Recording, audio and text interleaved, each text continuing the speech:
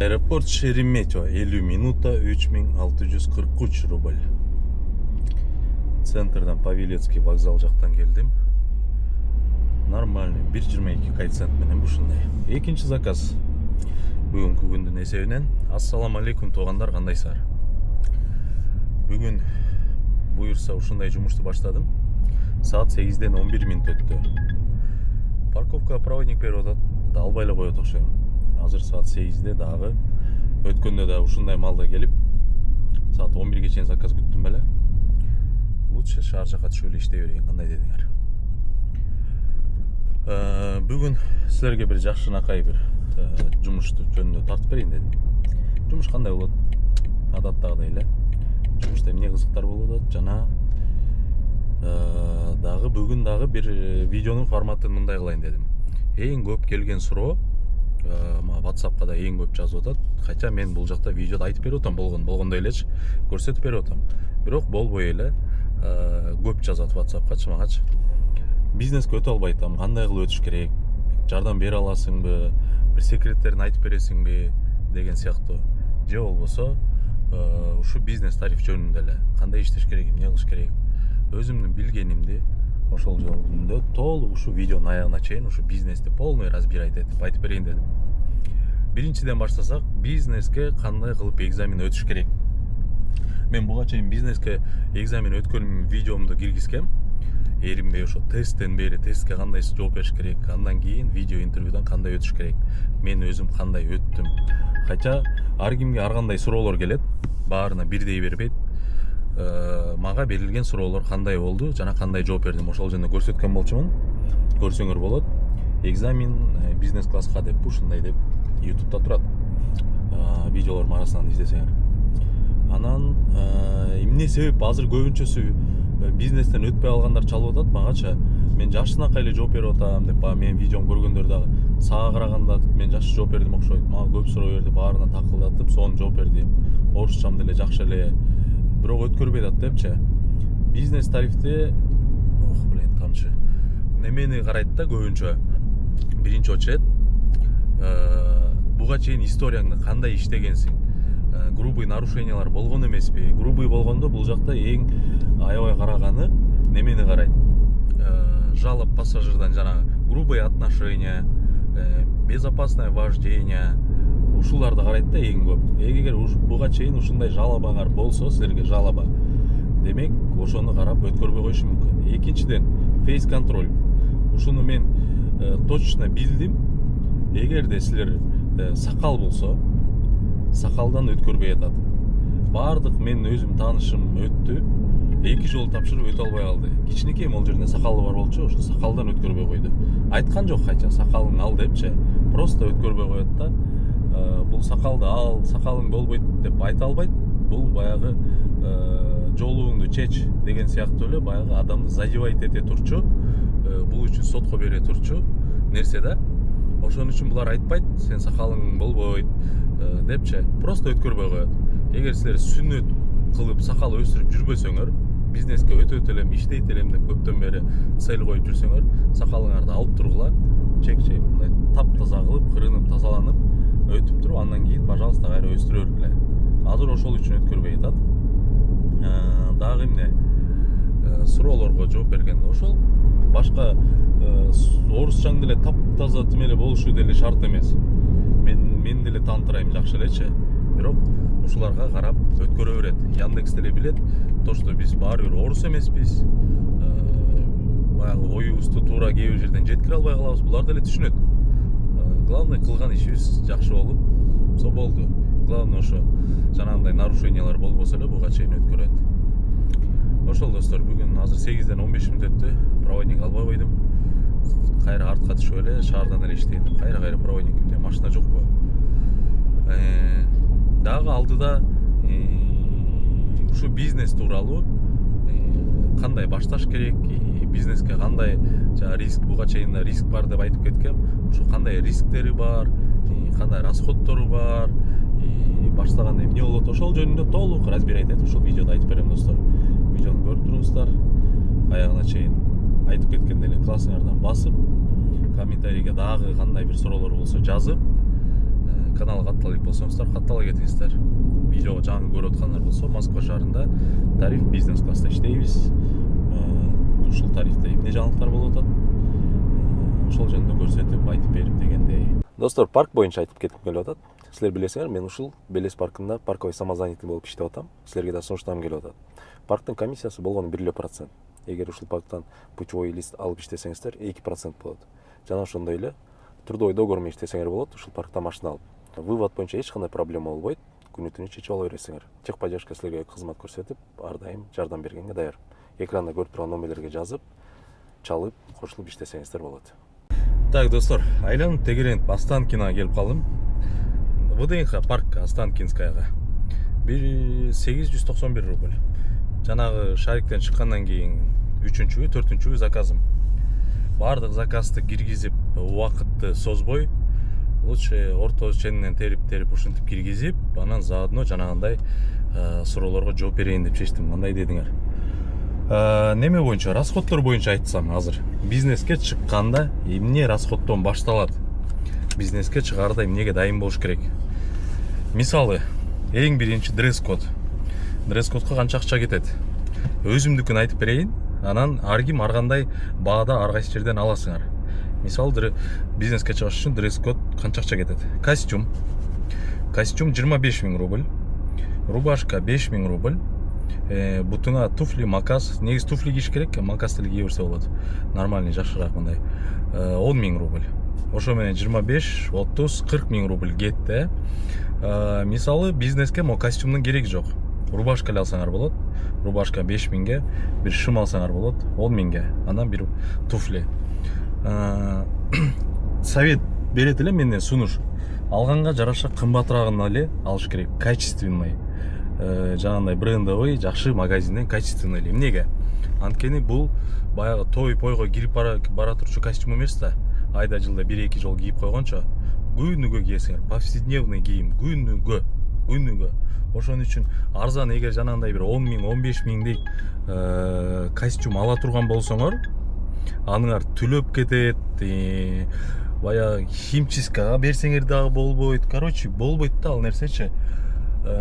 Ошон үчүн качественный эле жакшы бир алып коесуңар, зато айына бир жолу химчисткага берип койсоңор, жапжаң болуп кайра өзүнүн немесинде болуп калат. Рубашканы дагы обязательно качественный алгыла, только жакшысын. 5 000 рубльдин тегерегинде болот, жанагындай сударь, жанагындай нормальный бутиктерден барып алсаңар 5 000 рубль аласыңар. Анткени рубашка тоже самое, күнүгө кийесиңер, күнүгө жуйсуңар.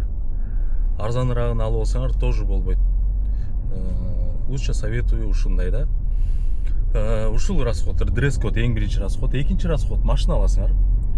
Машинанын залогу 10 000ден 50 000ге чейин, ар ким ар кандай берет. В среднем 20 000, 30 000 рубль залог.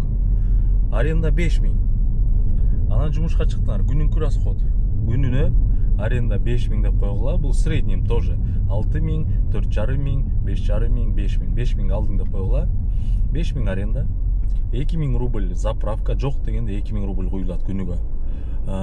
1000 рубль автомойка, 1000 рубль ичип жегениң, если экономдосоң, 500 рубль суу коесуңар.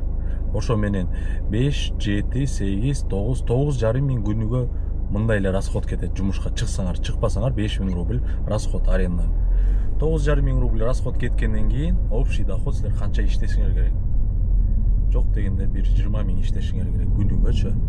Чтоб өзүңөргө дагы бир один к одному калгандай болчу. 10 000 рубль расходун кетсе, 10 000 рубль чөнтөк иштегендей болот. Азыр 20 000 рубль бизнесте иштеш кыйын. Иштеп атат балдар. Бирок күнүгө иштей албайсың. 3 күн иштешиң мүмкүн, андан чарчайсың. Ошо менен күндөрдү пропускать этип баштайсың, же болбосо кеч чыгып баштайсың чарчагандыктан. Ошон үчүн ушул жактарын, расходторун учитывать эткиле, туугандар. Ошол расходтор жөнүндө ушундай болду. Дагы алдыда эстегеним болсо кошумчалап айтып кетем. Видеону аягына. Пожалуйста. Это мы утром поссорились, и вся беда. Вот видишь, чуть не оставили. Да. Я тебе что-то Хорошо, должен. что недалеко уехал. Да, ничего не должны. Спасибо тебе. Хорошего дня вам. Все. До свидания. Спасибо.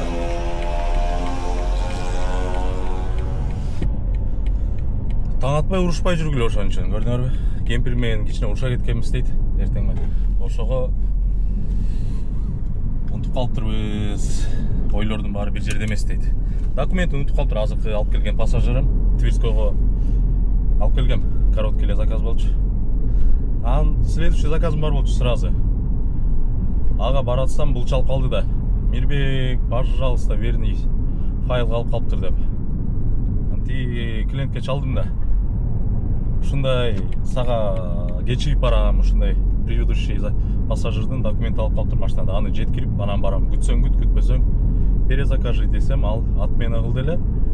Буга келатсам сразу кайра. Анын аркасынан Шереметьево заказ берди. Терминал Б-га. Нормально, коэффициент менен еще. Мурунку заказ без коэффициент, короткий эле заказ болчу. 3 километрлик бе. Анан неме? Могу бүгүнкү немем, ролигим. Пассажирлары жок эле чыкпай болду. Жана отуруп аткан, түшүп аткан, кандай пассажирлар түшүп атат, эмне болуп атат көрсөтө албай калат экен. Кече күнү барып, машинанын бир сыра электричествосун көрсөткөм. Анан могу видеорегистратордун дагы баягы штатный видеорегистратор бар эмес беле? Ошону алдырып салгам. Ошону алып атып, могу видеорегистраторумду өчүрүп салыптыр. Жана отуруп эле тиги кадрларды көчүрүп коеюн, скачивать этип коеюн деп карасам, чото жок. Карасам бул видеорегистраторум иштебей жүрүптүр кечөөтөн бери. Ошол достор, ушундай эле бүгүнкү ролик ушинтип сүйлөп берип, ушун менен ушундай болмой болду. Туура түшүнөсүңөр деген ойдомун. Шереметьевого баралы, ал жактан эми заказ күтөм, эми точно. Саат 11:30 болуп калды, мен барча 12:30 болсо, как раз время прилетов, түштөн кийинки прилеттер башталып калат экен. Заодно бир аз отуруп, чай-пай ичип. Шереметьево урупсоо келип калдык. 37 минута. 2624 рубль. Район Белорусскийден келдим. Так, эми бул жактан немеге кирели? Проводник алып, парковка, если экинчи парковкага берсе, биринчи берсе кирбей эле коем го дейм. Лукойлго кирип бир мороженое алып, мороженое жегенче видео монтаж кылып, заказ күтөйүн. Кирбей деле койсом болмок, сразу кетип калып. Мына жана кетип калдым эле, уже 12 болду, 12ден 8 минут өттү. Молодец, экинчи парковкага берип атат. 12ден 8 минут өткөнгө уже 10 заказ кылып коюптурмун. Эртең менен 7де баштадым беле, 11562 рубль иштеп коюптурмун.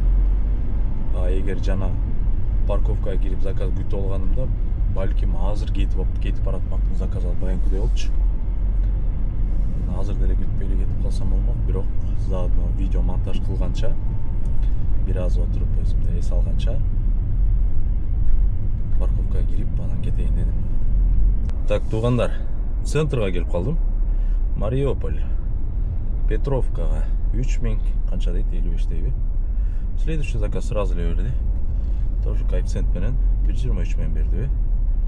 Немеге берди? Кравченкога. Бул юго-запад жак болуп калат экен. Так. Нормально, Шереметьевода канча күттүм заказ? Бир жарым саат күттүм окшойт. Парковкага кирип, кичине мо видеолорду скачивать этип, бир аз монтаждап, ошентикеге да монтажга да жетишпей калдым. Сразу эле заказ берди. Нормально, Шереметьевода машина жок чото.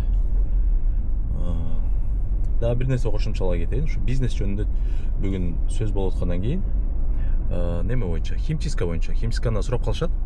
Химчистка кай жакка кылдырасың, кай жактан кылдырса нормальный болот, баасы депчи. Азыр Сударьда 70% скидка болуп атыптыр химчисткага. Эгер Сударьдын костюму эмес болсочу, получается 70% скидка бул где-то бир 800 рубльдин тегереги. А так химчистка 1800 рубль ушундай турат. 1799, 1800 рубль турат химчистка, костюм шым, двойка. Сударьдын өзүнөн костюм алган болсоңор 3 жолу химчистка бекер берет. Рубашкага тоже 3пү же 5пү ушундай стирка бекер берет. А эгер Сударьдын эмес костюму болсо, ошондой азыр скидка болот 70% менен 800 рубль кылдырсаңар болот. Жакшы кылат. Плюс-минус 10 күндүн ичинде дайын болот. Бир жума дейт, плюс-минус ошо 10 күн, бир жума ушундайда даяр болот. Сударьдан костюм алам десеңер, Сударьда костюм 20 миңден где-то бир 35 миңге чейин. Бир 30 миңдин тегерегинде жакшы костюм шум келет. нормальный, качественный. Костюмдары кандай десем, мындай жакшы эле, бирок аябай мага жага бербейт. Жакшы мындай модельдер жок да. Баягы мен могу костюмду алдым. Неме дегенден? Альбион деп туура айтып атамбы же Элбионбу ушундай. Англисче меники аябай начар. Альбион же Элбион. Ушундай бутик бар. Любой эле торговый центрде бар. Жалаң жанагы классический кийимдерди, костюмдарды саткан рядтарда ушундай Альбион же Элбион деген турат бутик. Кирсеңер 50% скидка болоттур костюмдарга. Получается, могу костюм 52 миңби, 53 миңби ушундай болчу. 26 миңби ушундай калдым 50% мен. Качествосу аябай жакшы экен. Жакты прям. Азыркы сезонго как раз летого жеңил, мындай сонун иши кылсачы, сонун экен. Алсаңар болот ошол жакка барып. Акция болуп атканда как раз 50% менче. Бирок ал жерде химчисткасы жок экен. Аласыңар болду. Башка жакка барып, сударьга барып химчистка кылдырса болот. Ошол достор. Айланып тегеленип, жана койдон тынбай эле иштеп жүрөм. Саат 19:51 дейт. Немеге келип калдым. Могу Красносельская эмес, Бауманскийби ошондой жака. Заказ жаптым жаңы. Заказ канча болду? 1468 рубль. Анан эмне дебейсиңерби? Отдохните деп жаап койдум. Биринчи жолу. Канчадан бери ушундай көрүп эле келем. Кече эле бирөө сурап аткан ушинтип жаап көрдү эле силерди деп. Общий 19 заказ кылдырмын бүгүн. 20.717 рубльга. 20.658 рубль. Рекорд койдум бүгүн, рекорд. Канчадан бери мындай иштей эле келем. Бүгүн жумуш сонун болду. 12 саат, 13 саат болду окшойт линияга чыкканыма. 7-де чыктым беле, 7-ге чейин чыккам. И жанагы 2 саат промокод берди. Жана бирөөнүн файлын берип атпадым беле. Ошол 2 саат промокод берип коюптур. Блин, 25 миң кылайын деп мындай цель коюп койгом да, 25 миң кылчылайын депчи. Жаап салбадыбы? Ушуга да Кудайга шүгүр. Ушундай достор, бүгүнкү смена ушу менен жыйынтыктайм го дейм анда. Эмне айтып берсем жыйынтыктоочу. И жана бир нерсени айтып кетейинчи, ошону сурап калышат. Бая мошенник эмне болду деп. Мошенник до сих пор изделип атат. Мошенник ал тема жабыла элек, бүтө элек. Жакында буюрса полноценный бир видео кылып чыгарабыз. Ошол жөнүндө, потому что башкаларда да информация бар экен ал жөнүндө. Даже документтери бүт баары бар экен. Кай жактан болот, ким болот, аты жөнү бүт бар. Ошол жөнүндө жакында бир полноценный видео чыгарабыз. А так ал табыла элек пока. Пока табыла элек. Изделип атат бирок. Дагы эмне? Башка нерсе айтып бүттүм окшойт достор. Жакшы эле айтып бердим окшойт. Бүгүн көп сүйлөдүм окшойт. Видео 20 мүнөттөн ашып кетти окшойт. Мондай заказдарды киргизбей эле коюн дедим. Киргизгенде вообще эле жарым саат